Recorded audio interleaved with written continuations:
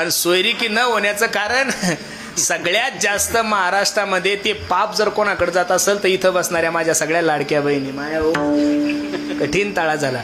जेव्हापासून बया सोयरिकीत आल्या महाराज तेव्हापासून पोर कोमातच गेले हो. सोयरिकीच होय ना महाराज, खरं सांगतोय तुम्हाला. इथं बसणाऱ्या मायांना माझा प्रश्न आहे, माया हो 2 एकर जमीन आहे तुमच्याकडे. किती एकर जमीन आहे बोलत चला, किती? 2. मग 2 एकर जमीन म्हणल्यानंतर कमीत कमी जवाई किती एकरावाला पाहायला पाहिजे तुम्ही? तुमच्याकडे 2 आहे म्हणल्यानंतर व्यवहारानुसार 4 एकरावाला.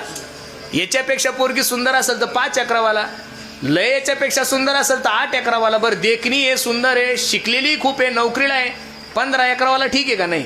मला तर हसू येतं काही सोयरिकीला मी गेलो, अहो दोघी मायले की दररोज उधाड्यात आहे हो. म्हणजे घरी 1 एकर जमीन नाही आणि आत्ताशी घरकुल यादीत नाव आलं म्हणजे स्वतःचं घर सुद्धा नाही. पोरीची माय बैठकीला बसली म्हणजे मला 25 एकर व्हायला पाहिजे. कुठून खंदून काढायचा का? कुठून काढायचा कुठून आम्ही एवढा खंदून? बरं पोरगी 1 पट वेडी, पोरीची माय 1.5 पट वेडी. पोरगीची माय बैठकीत सांगते माझी पोरगी शेतात जाणार. अहो तुमच्या या बावळेपणा